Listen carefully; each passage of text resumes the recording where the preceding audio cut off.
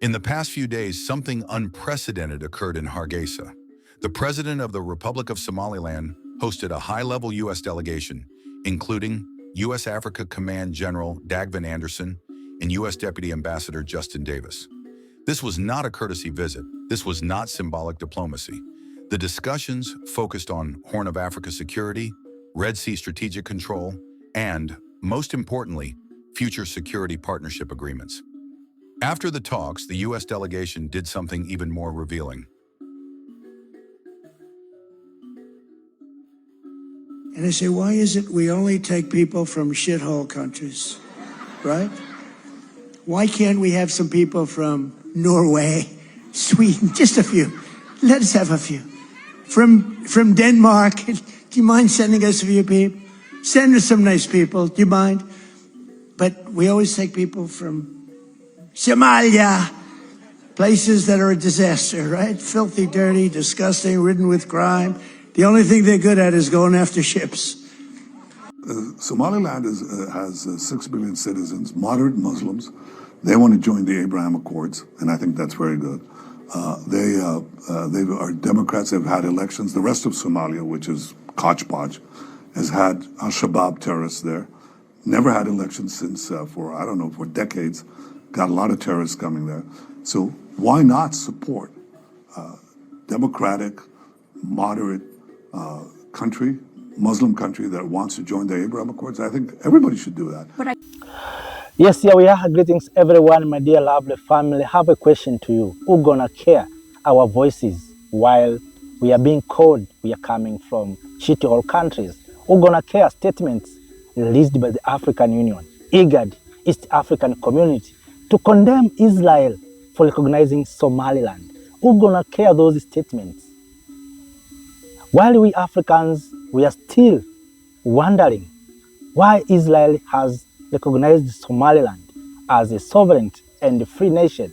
America has already sent special military envoy to discuss with the government of Somaliland on how America can establish air base and navy base in Somaliland.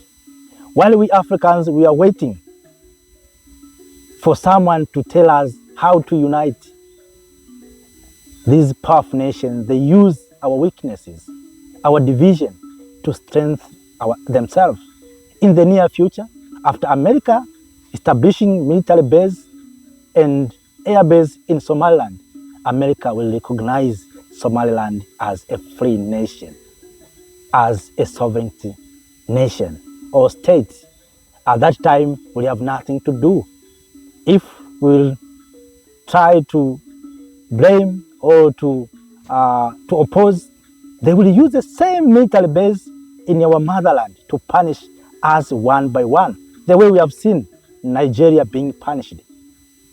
What they want to do right now is to control Africa from southern part of the continent, where they will push Cape Independence, in the northern part of the continent, where they have already destroyed Libya, in the western part of the continent, where right now they are pressurizing Nigeria that does terrorists, and also in the Horn of Africa, where right now they are pushing recognition of Somaliland. What will we do as Africans? African Union, do you have a power to oppose? Or you will bow? So in this video, family, we are going to dive deep into the decision of America sending special envoy to look on how they can establish drone base or air base and also navy base in Somaliland. And what will this impact the Somaliland and the neighboring Somalia? And how will this neutralize statement released by the African Union, East African Community, and IGAD for condemning Israel? So here is the truth. In the past few days, something unprecedented occurred in Hargeisa. The president of the Republic of Somaliland hosted a high-level U.S. delegation, including U.S. Africa Command General Dagvin and U.S. Deputy Ambassador Justin Davis. This was not a courtesy visit. This was not symbolic diplomacy. The discussions focused on Horn of Africa security, Red Sea strategic control, and, most importantly, future security partnership agreements. After the talks, the U.S. delegation did something even more revealing. They boarded a flight with Somaliland officials, including the chief of the Somaliland National Army, and flew directly to Berbera Port and Berbera Airbase. Let that sink in. Ports, air bases, military commanders. This is not diplomacy, this is strategy. Now here is where the story becomes even more serious. Just days before this U.S. visit, Israel officially recognized Somaliland. And history teaches us something important. When Israel and the United States move in sequence, it is rarely accidental. This pattern has been seen before, in the Middle East, in Latin America, and now, in Africa. Recognition is not just about flags and embassies. It is about access. It is about influence.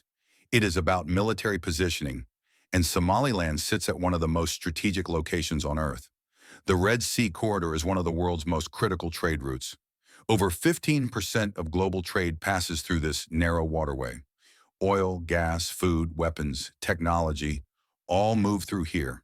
Now imagine this. A U.S.-friendly military base in Berbera Israeli intelligence access, nearby full surveillance of the Red Sea, and Horn of Africa pressure points on Ethiopia, Djibouti, Eritrea, Somalia, Sudan, and beyond. This is not about Somaliland alone. This is about controlling Africa's eastern gate. Military bases today are not just about soldiers. They are about drones, satellites, intelligence, and economic leverage. Whoever controls the Red Sea controls Africa's future trade and security. Now let us be honest and balanced. Somaliland wants one thing above all: international recognition. For over 3 decades, Somaliland has operated as a de facto state, with its own government, army, elections, and institutions. From Somaliland's perspective, recognition means legitimacy, foreign investment, security guarantees, and economic survival. But here is the danger, Africa. When recognition comes attached to military bases, when sovereignty is exchanged for security deals, the price is often paid later. History is full of examples. Now comes the most painful part of this story. Where is the African Union? Pause. Where is IGED? Where is the East African Community? Silence, confusion, contradictions. Some African states argue sovereignty, others argue territorial integrity, others remain quiet to protect foreign alliances. This lack of a unified African position sends one message to the world. Africa is divided, and division invites intervention. As long as Africa speaks with many voices, others will decide Africa's future. Africa is not weak because it lacks resources. Africa is not weak because it lacks people. Africa is weak because it lacks unity. Colonial borders were designed to divide us. Modern diplomacy continues to exploit those divisions. Somalia against Somaliland, brother against brother, region against region. While Africans argue among themselves, foreign powers negotiate ports, air bases, and recognition deals. Africa must ask itself a serious question. Who benefits from our division?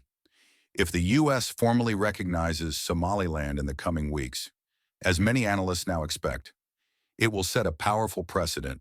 Other regions may follow. Other external powers may move faster. Africa could wake up one day to find new military bases, new proxy conflicts, new economic dependencies, all negotiated without a unified African mandate. Africa, this is not a message of fear. It is a message of awareness. The world is strategic. The world is organized. The world knows what it wants from Africa. The question is, does Africa know what it wants for itself? Recognition should not come through foreign guns. Security should not come through foreign bases. Unity should not come after crisis, but before it. Africa must speak with one voice. Africa must think strategically, not emotionally. Africa must choose unity over division, because if Africa does not decide its future, others already will. This is Make Africa Great, and this is Africa's moment to wake up. Welcome. Yeah, welcome back. That is a short story after U.S. AFRICOM Command being welcomed in Somaliland to discuss. Of course, they said they're discussing security in the Horn of Africa, but all in all, the aim is to establish Navy base and air base for the U.S. We know that right now, for instance, in Niger, U.S. drone base, largest drone base, were closed by the government of Niger. So America is looking at other places where they can establish these bases. And these are strategic. We Africans, while we are lamenting, writing statements condemning Israel for recognizing Somaliland and see a lot of division among Africans, America is moving direct to Somaliland and asking Somalia, you want to be recognized? Yes, I will recognize you. But before recognizing you, please give me space to establish military base, to establish air base, and this air base can help you to protect you. And this Somalia will not touch you. This African Union will not touch you because I already have a base here. If they attack you, they attack me. So that's how America is doing. And whenever you see Israel is going behind us, America, we must understand that. Whether you see America in the front, in the behind us, Israel. Whether it was Israel in the front, in the behind us, America. That's how they work, America and Israel.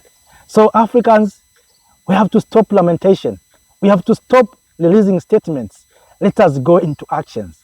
We have been asking our leaders, let us come together, let us unite. Let us speak with one voice. Africa is waiting for us to speak with one voice. They didn't head, they heard nothing. When Nkrumah introduced the unity of Africa, these people, they are so intelligent. They understood that the time will come when Africans will decide to come together. What they did, they find the way how they can destroy the unity of Africa. They established something called democracy, and they forced all African countries to follow that suit. And that's why I congratulate Traore for rejecting, by calling Burkina Faso a revolutionary country or progressive revolutionary country, not a democratic country. Why? Because if you accept democratic government introduced by the Western power, it means you're under control. The way right now we see other countries are under control. When you conduct elections, they need to be there to observe, they send observers to know what you are going to do. And elect the president, what are they going to do in the near future?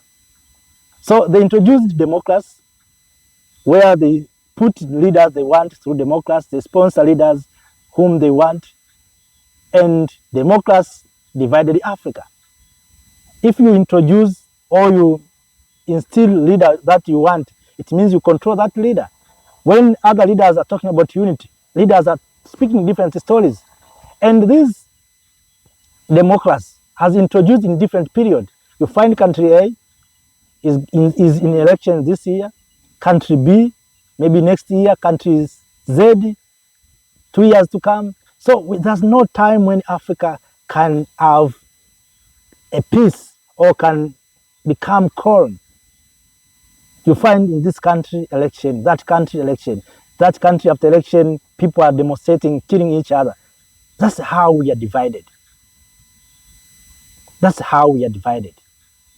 And now they use these territories or these states that, of course, it's themselves that are pushing them to ask for independence. For instance, Somaliland, Biafra, they will come to the eastern part of Congo, in southern part, they will push the way they did to Sudan. Now we have two Sudan, South Sudan and Sudan. But before it was Sudan. But they pushed South Sudan to divide from Sudan. And after succeeded, South Sudan thought they will have peace. But as I speak to you now, South Sudan has no peace. They did the same to Libya. Now they're in Nigeria. They are pushing Nigeria to accept some terms. And they are saying there's jihadists and terrorists in Nigeria. And they have already promised to put boots on the ground to fight terrorists. have to be vigilant. The vision that we have is big. And I see African Union cannot do anything. If African Union is being sponsored by America, what African Union can say? What African Union can say to oppose America? Can African Union release a statement to condemn America? I don't think so. Can East African community release a statement to condemn America, while it's America that brought together Congo and Rwanda for peace, to sign peace deal? Can they do like that? Can they condemn? No. My question, who's gonna care our voices? And this brings me to the song of Senzo, reggae, a musician of South Africa. He said this thing: tell me now, where do we go from here? As the country seems to be falling apart, I wanna know before it's too late. I wanna know before it's too late. Isn't it that we go that soul one more time? Because these crazy leaders in whom we have trusted too much, they have turned against each other, striving for leadership. Who's gonna care for you and I? Just tell me now. If there's someone you know, just tell me if you know someone. Take care for us till we are all on our own. Tell me which leader will care all of us. Maybe Traore can do so. Maybe Assimi Goita of Mali can do so. Maybe Abdulrahman Chiani of Niger can do so. But I don't see other leaders can do. Bola Hamid Tinubu of Nigeria can care Africa. William Ruto of Kenya can care Africa. Who gonna care? We need Africans leaders. Misunderstanding between Somalia and Somaliland, African Union and Israel, and something like that, to make sure that America is going to be strong. While this storm is over, Black Winter is over, we will find ourselves that America has already taken over. America has already established Navy base in Somaliland, air base in Somaliland, and from there they have a control in the eastern part of the continent. And they will not stop there, as I said many times. They will go to Nigeria. Right now they are pushing Nigeria by saying there is Christian genocide in Nigeria. They will not stop there. They have already taken Libya. So they will control the northern part of the continent from Libya.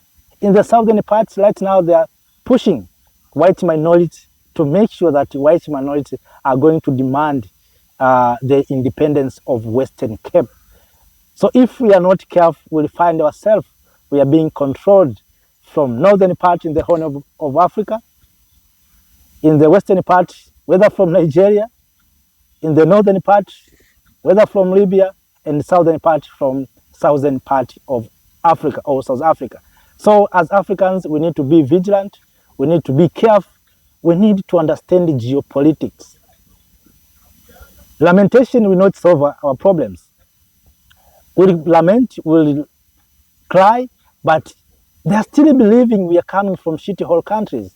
They don't care about us. They don't care about our statements. They don't care about our voices, because they are still believing Africa or some African countries are shithole countries. As you heard Donald Trump at the beginning saying, Somalia is a shithole country. And so if Somalia is a shithole country, can America hear and listen Somalia than Israel? Do you think America will care much on Somalia than Israel? Because Israel has already decided to recognize Somaliland. So whom America will consider? Shithole country, according to Trump, or Israel? As Africans, if we don't unite, Black Winter will storm us badly. Storm us, and we have no way to survive. When Traore spoken about Black Winter, as I said many times, sometimes we didn't recognize what he meant. Right now, I understand that Traore is a prophet. He thought far away, he think beyond, he's a genius, intelligent person, but because we Africans, we are divided, we are not even listening to him. Instead, we are lamenting. You know, this man is military, in uniform, whatever. That does not make sense.